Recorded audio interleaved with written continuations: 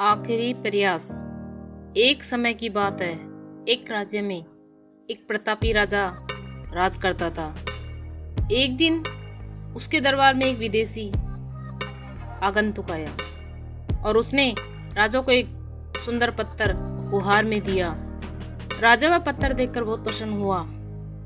उसने उस पत्थर से भगवान विष्णु की प्रतिमा का निर्माण कर उसे राज्य के मंदिर में स्थापित करने का निर्णय लिया और प्रतिमा निर्माण का कार्य राज्य के महामंत्री को सौंपा गया। महामंत्री गांव के सर्वश्रेष्ठ मूर्तिकार के पास गया और उसे वह पत्थर देते हुए बोला, महाराज मंदिर में भगवान विष्णु की प्रतिमा स्थापित करवाना चाहते हैं। 7 दिवस के भीतर इस पत्थर से भगवान विष्णु की प्रतिमा तैयार कर राजमहल पहुंचा देना। इसके लिए तुम्हें 50 स्वर्ण मुद्राएं दी जाएगी। 50 स्वर्ण मुद्राओं की बात सुनकर मूर्तिकार खुश हो गया और महामंत्री के जाने के उपरांत प्रतिमा का निर्माण कार्य प्रारंभ करने के उद्देश्य से अपने औजार निकाले। अपने औजारों में से उसने एक हथौड़ा निकाला।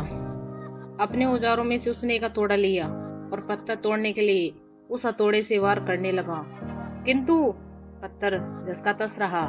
मूर्तिकार ने हथौड़े के कई बार पत्थर पर किए, किंतु पत्थर नहीं टूटा। 50 प्रयास करने के उपरांत मूर्तिकार ने अंतिम बार प्रयास करने के उद्देश्य से हथौड़ा उठाया, किंतु यह सोचकर हथौड़े पर प्रहार करने से पूर्व ही उसने हाथ खींच लिया। जब 50 बार करने से पत्थर नहीं टूटा तो अब क्या टूटेगा। वह पत्थर लेकर वापस मंत्री के पास गया और उसने यह कहकर वापस कर आया कि इस पत्थर का तोड़ना नामुमकिन है, इसलिए इससे भगवान विष्णु की प्रतिमा नहीं बन सकती। महामंत्री को राजा का आदेश हर स्थिति में पूर्ण करना था, इसलिए उसने भगवान विष्णु की प्रतिमा निर्मित करने का कार्य गांव के एक साधारण से मूर्तिकार को सौंप दिया। पत्थर लेकर मूर्तिकार ने महामंत्री के सामने ही उस पर हथौड़े से प्रहार किया और वह पत्थर एक बार में टूट गया। पत्थर टूटने के बाद मूर्तिकार प्रतिमा बनाने में जुट गया। इधर महामंत्री सोचने लगा कि काश पहले मूर्तिकार ने एक अंतिम प्रयास और किया होता तो सफल हो गया होता और 50 स्वर्ण मुद्राओं का हकदार बनता।